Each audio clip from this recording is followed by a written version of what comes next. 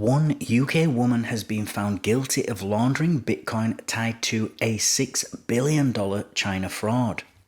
And so in this video, we're going to look at what this woman stands accused of, how she managed to convert the Bitcoin into cash and property, and how she managed to conceal all these proceeds. Today's episode is sponsored by Cake Wallet, where you can send, receive, and even exchange your crypto right from within the wallet. Cake Wallet is open source and non-custodial, so you control your own private keys, available today on iOS, macOS, Android, and Linux. And StealthEX, a privacy-centric crypto exchange which enables you to make crypto-to-crypto exchanges anonymously. Good afternoon, everybody, and a warm welcome again back, as always, to Enter Crypto with me, Chris Kenyon. Now, in today's video, we're going to be talking about a criminal case. It's about one British woman or one woman in the UK. She's managed to somehow launder Bitcoin, and this is amounted to a $6.3 billion fraud scheme. Now, as always, guys, let's quickly jump straight into this article, see what we can learn, see what it's all about, and then we can comment after. So, Jian Wen, a former takeaway worker residing in North London, was found guilty of one count of money laundering after she was found with Bitcoin worth over $2.5 billion. That's over £2 billion. That's billion with a B, not an M, in 2018. Jian Wen assisted a Chinese fugitive known to Wen as Shang Yadi, whose real name is Qian Shimin, in laundering the Bitcoin funds.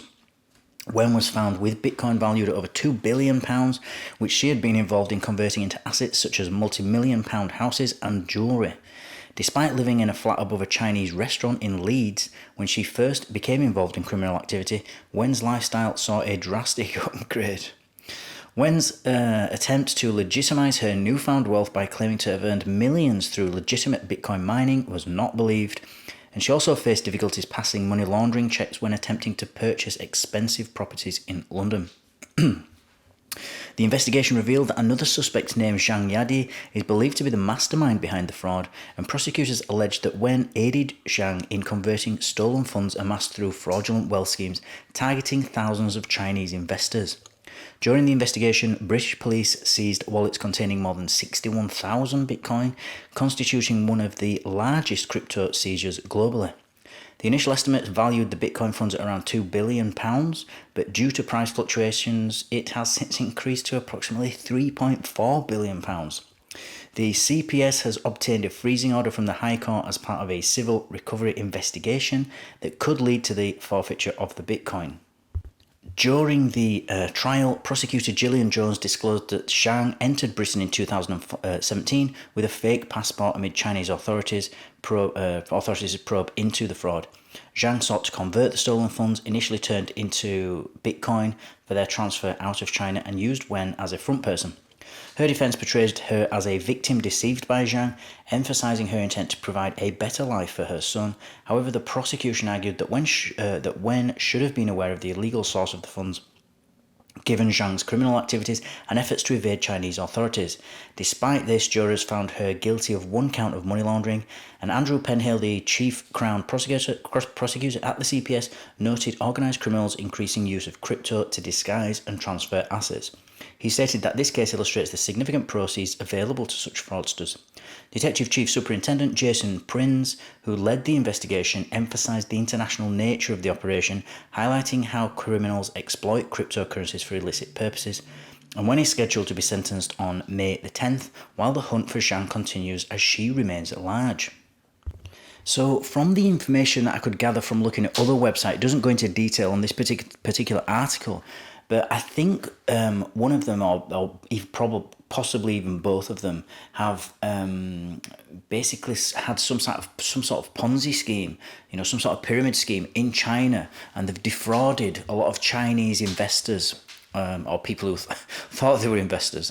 And actually they were just getting ripped off. And then they've ran from China with all this money in Bitcoin. They've transferred it into Bitcoin. They've ran and got across the border to the UK with the Bitcoin. And then they've started buying assets, like property and jewellery, according to this, to, spend or launder that money. Because obviously then once they've managed to buy a property for, I don't know, £1 million, if they can do it with the Bitcoin or the proceeds of the crime and it gets accepted, then when they sell that house, then it becomes a legitimate sale and that money's now clean. But just imagine just imagine the size of this scheme, this fraudulent scheme, to at the end have, I mean, it could have been ongoing, but to have $6 billion, what was it, $3.4 billion, it's worth now. That is just an incredible amount of money. I mean, it's just, unbelievable. And to think that somebody was just living above a takeaway in Leeds, which is actually where I'm from originally, with $2 billion in assets in their pocket or written down on a piece of paper, is just totally mind-boggling. So that will now be seized. In fact, it has already been seized. I think they're just officially going through it. As far as the UK government's concerned, it will now belong to that. I'm not sure what the UK government does with the Bitcoin that they seize when it's, from the proceeds of crime. I know that the US sells a lot of their Bitcoin. They sell it to legitimate investors, and you can bid, and I think they sell it at auction, and you can just bid on that Bitcoin and buy it back from the government. I think the UK just holds on to it, because I haven't heard of them doing any sort of auction for the Bitcoin or anything like that. So I'm not sure. I know if it was just stolen in the UK and then you found that the perpetrator in the UK, they could give the Bitcoin back to the person that it got stolen from. But all these investors, it looks like, are all Chinese. So how would the UK government even give it back to all the individual investors? It'd be almost impossible. I don't know, they might be working with the Chinese government. The Chinese government might be helping get this money back to them. I doubt it. I don't think the Chinese government and the UK government work together much. But we'll see. It'll be really interesting to see whether they do sell it or if they just keep it. Anyway, that's what I've got for you today, guys. Thank you for watching as always. Thank you for listening. Don't forget to like, subscribe, and click on that notifications bell so that you don't miss out on any future updates. And I'll see you all tomorrow evening. Take care.